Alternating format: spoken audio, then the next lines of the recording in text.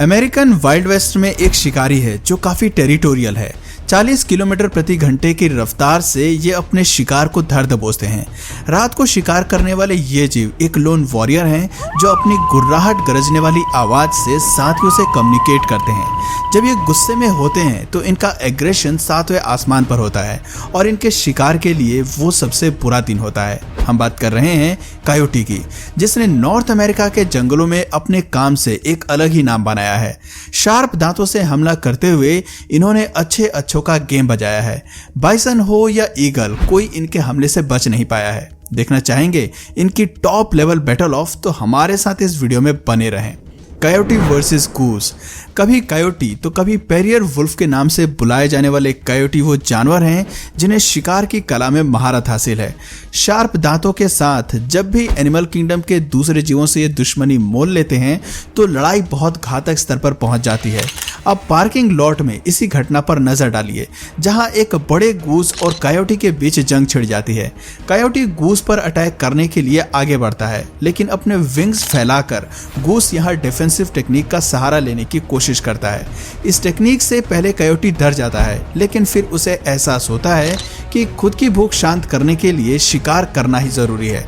अपनी स्ट्रेटजी बदलते हुए ये दोबारा गूस पर झपटता है और बिना डरे ये गूस की गर्दन पर हमला कर उसे घायल कर देता है और देखते ही देखते ये उसे अपने साथ लेकर भाग जाता है। वैसे दिलचस्प बात है कि दिन में शिकार करने की बजाय कायोटी रात को ज्यादा एग्रेसिव होकर शिकार करते हैं। अब जरा इस वीडियो को ही ले लीजिए, जहां कायोटी एक पालतू गूस को अपना टारगेट बनाता है। तेजी के साथ बढ़ते हुए कायोटी गूस पर हमला करता है और उसे मौत के घाट उतार देता है। आगे वो शिकार को लेकर जंगल की तरफ लौट जाता है। Coyote and dogs. ऐसा नहीं है कि कायोटी केवल रोडेंट्स, लिजर्ड्स और बर्ड्स को ही अपनी डाइट में शामिल करते हैं, बल्कि ये मौका मिलने पर बड़े जानवरों से भी उलझते नजर आते हैं। हालांकि इनकी इंस्टिंक्ट शिकार करने की नहीं होती, लेकिन बिन मतलब के भिड़ने में इन्हें बड़ा मजा आता है। ये वीडियो पालतू कुत्ते और इस शिकारी के बीच हुए घमासान की है, जहां कायोटी कुत्ते पर हमला कर बैठता है, लेकिन डोमेस्टिक डॉग भी पीछे हटने की बजाय अपनी फुर्ती का जादू दिखाता है। इससे पहले कि यह लड़ाई गंभीर हो जाती, उससे पहले ही डॉग ओनर बीच में आकर अपने पेट की जान बचा लेता है। ऐसे में कायोटी को वहां से भागने पर मजबूर होना पड़ता है। Coyote versus deer. जरा सोचिए, कायोटी और हिरन में कौन ज्यादा ताकतवर हो सकता है? अगर ये दोनों आपस में भिड़ें तो किसके जीतने के चांसेस हो सकते हैं? हिरन कायोटी से आकार में बड़े होते हैं, स्पीड इनकी भी कायोटी के बराबर ही होती है। इसके अलावा ये एक फीचर में उनसे आगे होते हैं और वो हैं इनके मजबूत सींग। ऐसे में जानते हैं जब ये दोनों जीव आमने सामने होते हैं तो क्या होता है? अब जरा इस वीडियो को ही देखिए, जहां कायोटी बड़े हिरन पर हमला करने की बजाय छोटे बेबी को अपना टारगेट बनाता है। हालांकि परिवार के सदस्य सबसे छोटे बेबी डियर को बचाने की कोशिश करते हैं, लेकिन खतरनाक कायोटी उस पर हमला करने के लिए रास्ता निकाल ही लेता है। कई बार हमले को डॉज करते हुए बेबी बच जाता है, लेकिन मामला तब खराब हो जाता है जब एक और कायोटी लड़ाई में कूद पड़ता है। दो शिकारी मिलकर बेबी का गला दबाकर उसे मारने की कोशिश करते हैं। इस घटना से डरे हुए हिरन अपने बच्चों को बचाने के लिए कुछ नहीं करते। आखिर में वीडियो बना रहा शख्स बेबी को बचाने की कोशिश करता है। ऐसे में कायोटी वहां से भागकर निकल लेते हैं और बेबी की जान बच जाती है। मानना पड़ेगा, ये फ्यूरियस शिकारी अपने हमले की शक्ति से भारी भरकम एडल्ट डियर को भी पीछे हटने के लिए मजबूर कर सकते हैं। ऐसे ही एक और लड़ाई का मजा लीजिए, जहां दो कायोटी का झुंड हिरन पर एग्रेसिव होकर हमला करते हैं। यानी पानी में खड़ा हिरन केवल बाहर निकलने की कोशिश करता है, लेकिन कायोटी उसकी टांगों को टारगेट करते हुए बार बार उसे काटते हैं। परेशान हिरन केवल डिफेंस टेक्निक से खुद को बचाने की कोशिश करता है, लेकिन इस हमले के खिलाफ उसके पास कोई अटैक नहीं होता। खैर, आखिर में वो बच जाता है क्योंकि वीडियो बनाने वाला शख्स हिरन की मदद करता है। इससे एक बात तो साबित होती है कि डियर कहीं ना कहीं कायोटी के फीचर्स के सामने फीके पड़ जाते हैं। Coyote and eagle. ये बात शायद आपको पता नहीं होगी, लेकिन वल्चर्स के अलावा कायोटी भी वो जानवर हैं जो जंगल में दूसरे जीव के बचे हुए चीथड़े खाकर अपना गुजारा चलाते हैं। साथ ही जंगलों को साफ करने का काम भी करते हैं। ये वीडियो कार्कास को लेकर ईगल और कायोटी के बीच हुए जंग की है, जिसमें दोनों ही शिकारी बची हुई मीट के लिए एक दूसरे को नोच खाने के लिए तैयार हो जाते हैं। देखना चाहेंगे तो जरा इस वीडियो पर गौर करें। कयोटी मीट को पाने के लिए अपने भोजन के आसपास ही घूमता है, लेकिन ट्रेजेडी तब हो जाती है जब मीट की भनक ईगल को लग जाती है। अपना हिस्सा लेने के लिए ये शिकारी मौके पर पहुंच जाता है। ये गुस्ताखी कयोटा को जरा भी रास नहीं आती और इसीलिए वो अपना हिस्सा लेते हुए वहां से 9-11 हो जाता है। Squirrel hunting. गिलहरी और चूहे को दुनिया के सबसे बदकिस्मत जानवरों में से एक कहना गलत नहीं होगा, क्योंकि दोनों के गले में मौत की तलवार हर वक्त लटकती है।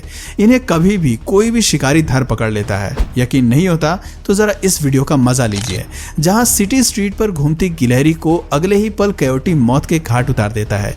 एक बार हमले से बचकर वो भागने की कोशिश जरूर करती है, लेकिन उसकी ये नाकामयाब कोशिश के बाद भी वो मारी जाती है।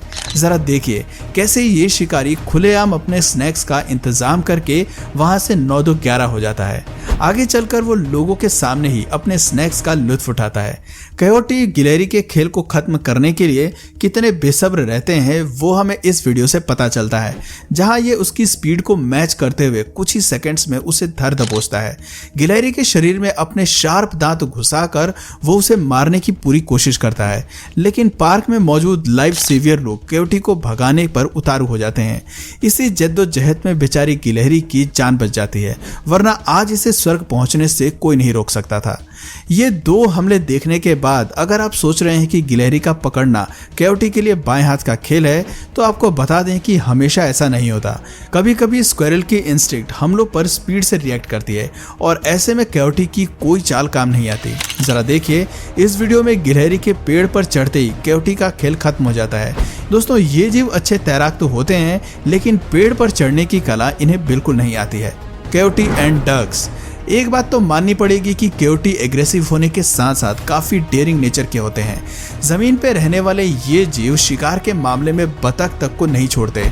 अब जरा इस वीडियो का आनंद उठाइए, जहां ये शिकारी दबी हुई चाल में बतख के झुंड के करीब जाते हैं, लेकिन बतख का सिक्स्थ सेंस होने वाले हमले को पहले ही सेंस कर लेता है। इससे पहले कि कयोटा उनके करीब आता, वो पहले ही पानी के अंदर छिप जाती हैं। ऐसे में निराश होकर ये शिकारी वापस घर की तरफ लौट चलता है, लेकिन उड़ती हुई बतख पर जैसे ही उसका ध्यान जाता है, ये उसे लपक कर पकड़ लेता है और बतख को अपने दांतों में फंसा लेता है। आज इसकी किस्मत अच्छी है कि फेल्ड स्ट्रेटेजी के साथ भी ये खाली पेट नहीं लौटता। कयोटी वर्सेस टर्की। अब जो अटैक हम आपको दिखाने वाले हैं, इसे फनी मोमेंट भी करार दिया जा सकता है। ये हमला बताता है कि टर्की का शिकार करने के लिए कयोटी किस हद तक जा सकते हैं। दरअसल इस वीडियो में नेशनल पार्क में 2 रियल टर्की के साथ एक नकली टर्की को इंस्टॉल किया जाता है। हैरानी की बात है कि जैसे ही 2 टर्की अपनी जगह से हिलते हैं, घात लगाकर हमला करने के लिए तैयार कयोटी आर्टिफिशियल टर्की पर कूद पड़ता है, लेकिन जल्दी ही उसे एहसास हो जाता है कि ये शिकार केवल एक नकली डॉल है और उसका पोपट हो गया है। Prey is too tough. छोटे जानवरों के खिलाफ कयोटी की बगावत तो समझ आती है, लेकिन ये जीव जब बाइसन पर हमला कर बैठते हैं तो समझ नहीं आता कि ये बेवकूफ हैं या जरूरत से ज्यादा बहादुर। इस वीडियो में कयोटी एक बेबी बाइसन का पीछा करता है और उस पर हमला करने के लिए उसे बाइट करता है। खैर, अगले ही पल जब उसे लात की मार पड़ती है तो समझ में आ जाता है कि गलत शिकार से पंगा ले लिया है और यहाँ हमला करने पर मार पड़ सकती है। तो दोस्तों, ये थे नॉर्थ अमेरिका में दूसरे जानवरों से भिड़ने और अपने सर्वाइवल को मजबूत करने वाले कयोटी। उम्मीद करता हूँ इनकी फाइटिंग स्टाइल और सर्वाइवल टेक्निक ने आपको जरूर रोमांचित किया होगा। दोस्तों, भारत में कयोटी को किस नाम से जानते हैं कमेंट करके जरूर बताइए। और अगर इस वीडियो से आपको कुछ नया जानने या सीखने को मिला या फिर इंटरेस्टिंग लगा, तो प्लीज इस वीडियो को एक लाइक करके अपने फ्रेंड्स और फैमिली में से जरूर शेयर करें।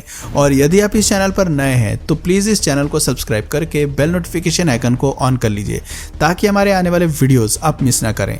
मिलते हैं फिर किसी वीडियो में नए टॉपिक के साथ, तब तक के लिए नमस्कार।